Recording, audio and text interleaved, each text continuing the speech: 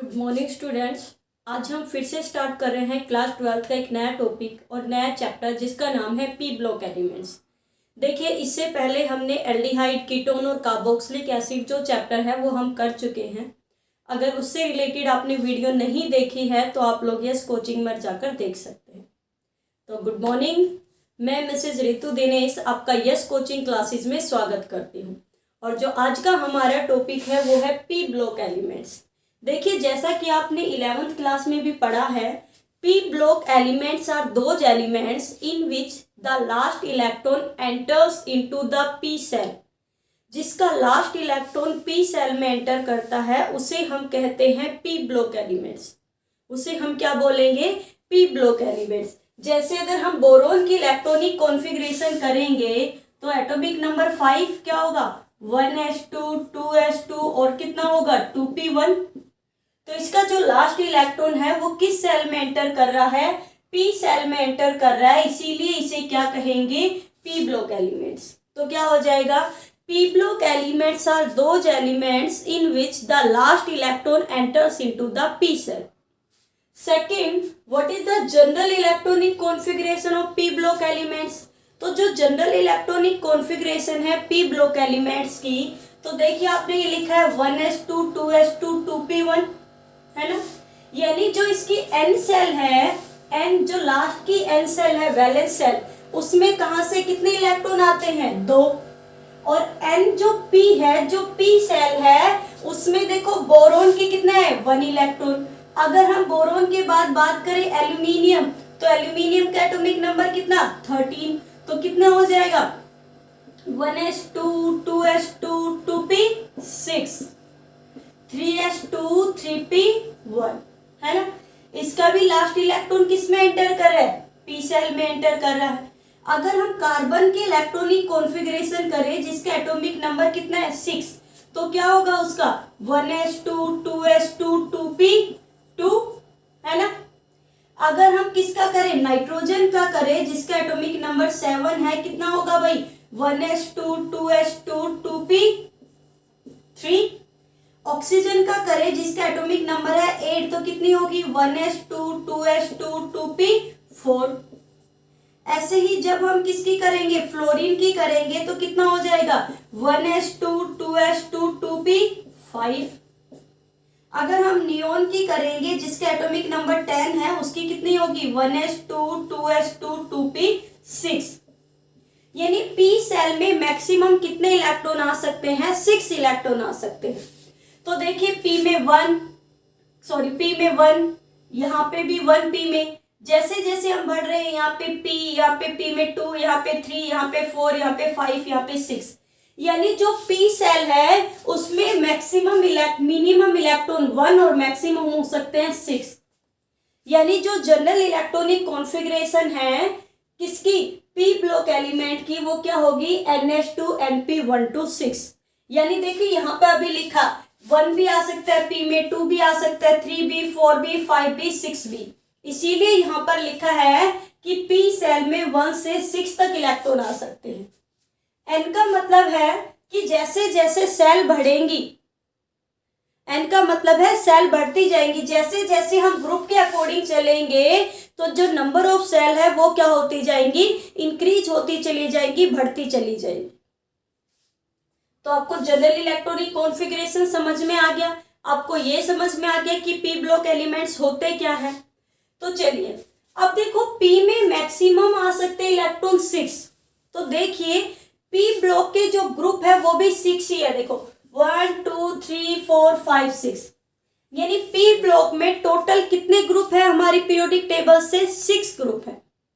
और P block elements कहां से कहां, कौन से ग्रुप से बिलोंग करते हैं? 13 to 18 ग्रुप के जो एलिमेंट्स है, these are the P block elements. 13 से 18 ग्रुप के जो एलिमेंट्स है वो पी ब्लॉक एलिमेंट्स है। देखिए यहाँ पर मैंने लिखा भी है, boron, carbon, nitrogen, oxygen, fluorine, neon, these belongs to different groups. तो ये अलग अलग ग्रुप से बिलोंग करते हैं और इनका जो लास्ट सेल है, आपने देखा जो लास्ट इलेक्ट्रॉन है वो पी सेल में ही क्या कर रहा है? एंटर कर रहा है। तो जो पी ब्लॉक एलिमेंट्स है वो कहाँ से कहाँ तक है भाई, 13 से 18 ग्रुप जो है these belongs to P block elements. यानी 13 से 18 ब्लॉक के जो एलिमेंट्स हैं उन सभी के जो इलेक्ट्रॉन है वो एंटर करेंगे, लास्ट जो इलेक्ट्रॉन है वो पी सेल में एंटर करता है। आई होप आपने इतना कर लिया होगा।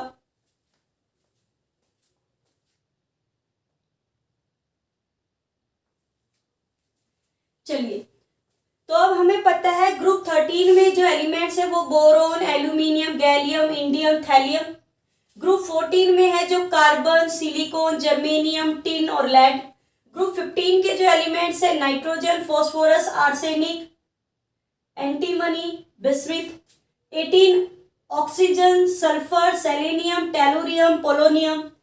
फ्लोरीन, क्लोरीन, ये 17 ग्रुप है, fluorine, chlorine, bromine, iodine, astatine. 18 के है नियोन, आर्गन, क्रिप्टोन, जीनोन, रेंडोन, है ना। तो आपको वैसे मैंने इसकी ट्रिक भी बताई हुई है, अगर आपको ट्रिक देखनी है तो आप चेक कर सकते हो। एक वीडियो बनाई हुई है ट्रिक्स ऑफ द एलिमेंट्स या how the periodic table remember, कि कैसे हम पीरियोडिक टेबल को रिमेंबर करेंगे, उसके अकॉर्डिंग क्या बनाई है, ट्रिक भी बनाई गई है जो आप आसानी से कर सकते हैं। ठीक है, अगर आपको याद नहीं है तो आप उस वीडियो में जाकर आप उसे देख सकते हैं। तो अब देखिए, अब आप सोचोगे कि मैम ने कुछ निशान लगाए हुए हैं, तो देखो जो मैंने ये जो निशान लगाए हैं दीज आर द मेटल्स। देखो पी ब्लॉक एलिमेंट्स में मेटल भी है, नॉन मेटल्स भी है और मेटालॉइड्स भी है, तीनों चीजें हैं। तो पी ब्लॉक एलिमेंट में जो एल्यूमिनियम है, गैलियम है, इंडियम है, थैलियम है, टिन है, लेड है, बिस्मिथ है, polonium, these are the metals. ये क्या होते हैं भाई, मेटल्स होते हैं। ठीक है, आपको याद रखने हैं। Silicon, germanium, arsenic, selenium, tellurium, antimony, जो मैंने राउंड में लगाए हुए हैं दीज आर द मेटलॉइड्स। भाई ये मेटल है, आपको पता है मेटल्स वो होते हैं which are the ductile, which have the malleability properties, which are lustrous, है ना।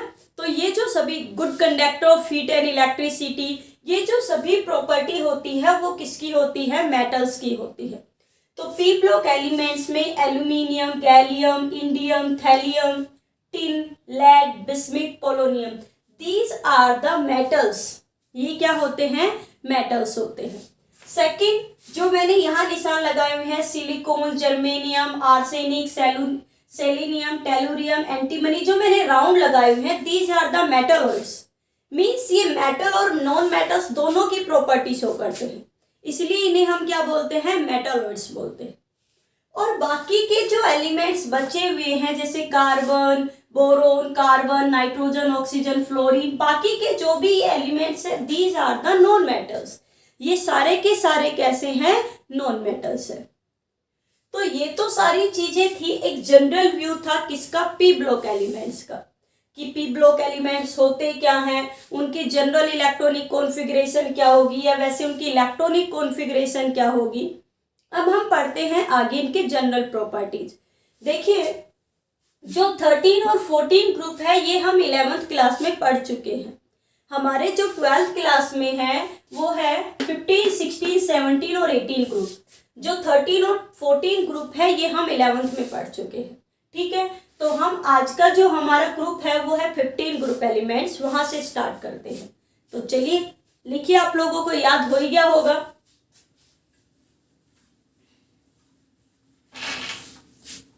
अगर नहीं याद है तो आपको बताया हुआ है कि आपकी एक वीडियो स्पेशल बनाई गई थी आपको पीरियोडिक टेबल ही लर्न करवाने के लिए, तो आप वहां पर जाकर इसको क्या कर सकते हैं, लर्न कर सकते हैं। ठीक है, तो चलिए अब हम पढ़ते हैं पी ब्लॉक एलिमेंट्स में। देखिए कौन कौन से हैं, जनरल व्यू पढ़ते हैं। हम जो स्टार्ट करेंगे वो हमारा है ग्रुप 15। ग्रुप 15 में कौन कौन से हैं, नाइट्रोजन, फॉस्फोरस, आर्सेनिक, एंटीमनी और बिस्मिथ। ठीक है, जो नाइट्रोजन है, अगर मैं इसके कहूं occurrence of metal, sorry occurrence of 15 group, कि कैसे कैसे क्या क्या होता है, क्या क्या नहीं होता। तो देखो nitrogen is non metal, nitrogen कैसा है? Non metal. Phosphorus is also the non metal. जो फॉस्फोरस है ये भी कौन सा है? Non metal. Arsenic is metalloids. Arsenic is metalloids. Antimony is also the metalloids. Antimony है वो भी कैसा है? मेटलॉइड्स है। And the bismuth is metal but it is poor metal. But है तो ये क्या? मेटल। क्या है ये? मेटल है। अब जो नाइट्रोजन है ज्यादातर जो हमारी एनवायरमेंट में मिलती है वो N2 गैस की फॉर्म में मिलती है, नाइट्रोजन गैस की फॉर्म में। फॉस्फोरस जो मिलता है वो हमें P4 की फॉर्म में मिलता है। आगे इसकी स्ट्रक्चर भी करवाएंगे फॉस्फोरस की। जो फॉस्फोरस है हमारे एनवायरमेंट में वो P4 की फॉर्म में मिलता है, सॉलिड फॉर्म में मिलता है। ये चारों जो फॉस्फोरस है आपस में बॉन्डेड होते हैं, चारों के चारों फॉस्फोरस। बट ये आगे करेंगे हम लोग। फिर जो आर्सेनिक और जो एंटीमनी और जो बिस्मिथ हैं, these are found in the solid form.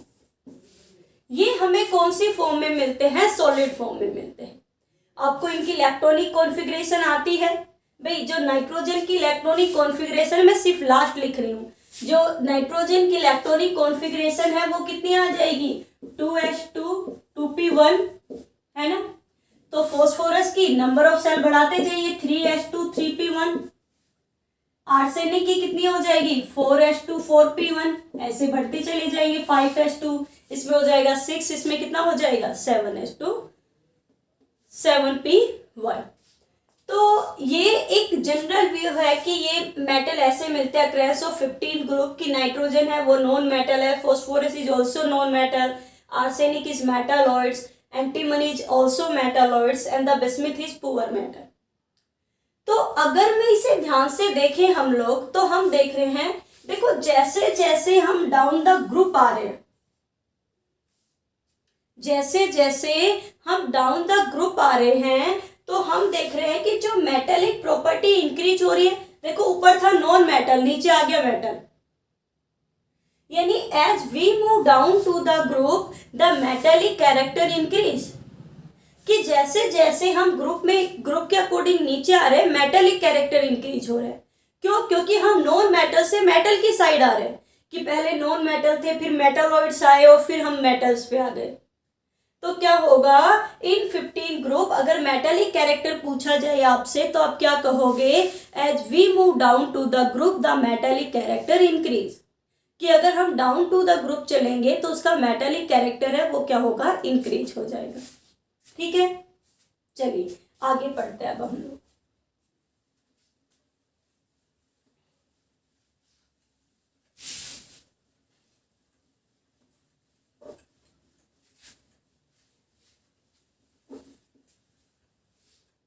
अब है प्रॉपर्टीज।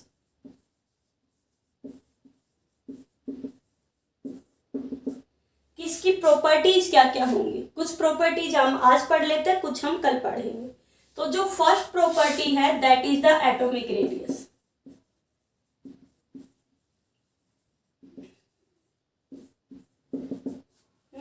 याद है ना सभी को? यस। तो एटॉमिक रेडियस क्या होगा कि जैसे जैसे हम ग्रुप के अकॉर्डिंग चलेंगे, डाउन टू द ग्रुप चलेंगे, तो एटॉमिक रेडियस क्या होती जाएगी? इंक्रीज होती जाएगी। तो क्या कहेंगे? As we move down to the group, क्या लिखेंगे? As we move down to the group the atomic radius increase. कि जैसे जैसे हम ग्रुप के अकॉर्डिंग आते चले जाएंगे तो उसका साइज भी क्या होता जाएगा? इंक्रीज होता जाएगा। क्यों? क्योंकि आपको दिखाया था कि जैसे जैसे हम डाउन टू द ग्रुप आ रहे हैं, जो नंबर ऑफ सेल क्या हो रही है? इंक्रीज हो रही है। तो हम क्या लिखेंगे? As we move down to the group the atomic radius is increase. क्यों होता है भाई ऐसा? बताइए बताइए। यस, ऐसा इसलिए होगा क्योंकि जैसे जैसे हम डाउन टू द ग्रुप आ रहे हैं वैसे वैसे नंबर ऑफ सेल क्या हो रही है? इंक्रीज हो रही है। ठीक है। सेकेंड अगर हम पढ़ें तो इलेक्ट्रोनेगेटिविटी।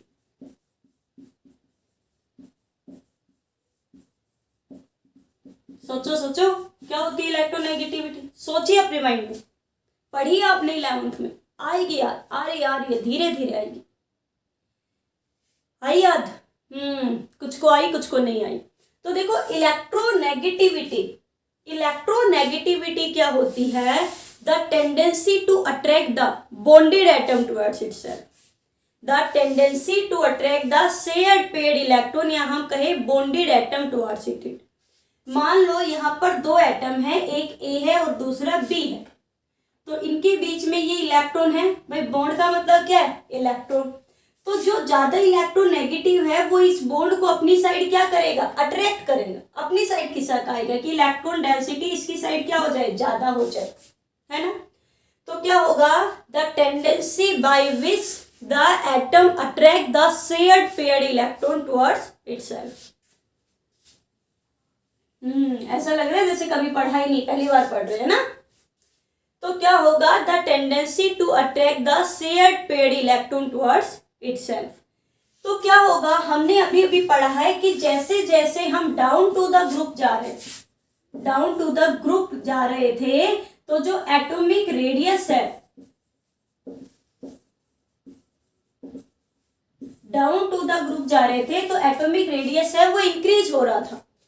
तो देखिए अगर एटॉमिक रेडियस इंक्रीज हो रहे मीन्स साइज इंक्रीज हो रहे, और साइज इंक्रीज होगा तो भाई अट्रैक्शन की पावर तो घटेगी, है ना। मान लो आपने यहाँ पर एक मैग्नेट रखा हुआ है, उसके पास पास आप आयरन नेल रखते जा रहे हो, फिर आपने और दूर रखी, और दूर रखी, और दूर रखी, आपने बहुत दूर तक रख दी, तो क्या मैग्नेट उन सभी आयरन नेल्स को अट्रैक्ट कर पाएगा? भाई उसका दायरा है एक, कि उसके एक मैग्नेटिक फील्ड है उसके चारों तरफ, कि अगर आपने वहां पर रखा तो वो अट्रैक्ट करेगा, बाकी आप कहीं भी रखो वो अट्रैक्ट नहीं कर पाएगा, है ना।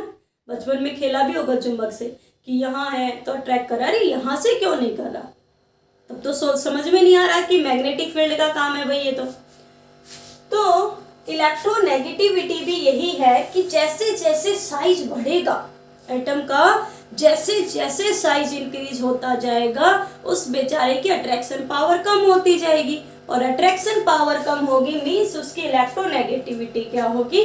कम होगी, है ना। अब बेचारा करे भी क्या, साइज बढ़ चुका है तो अट्रैक्शन पावर क्या होगी? कम होगी, ठीक है।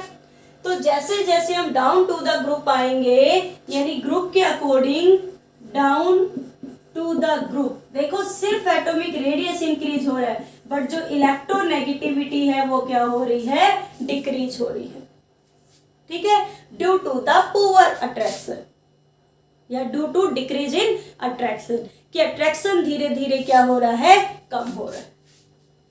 थर्ड, अगर हम बात करें एलोट्रोप्स की,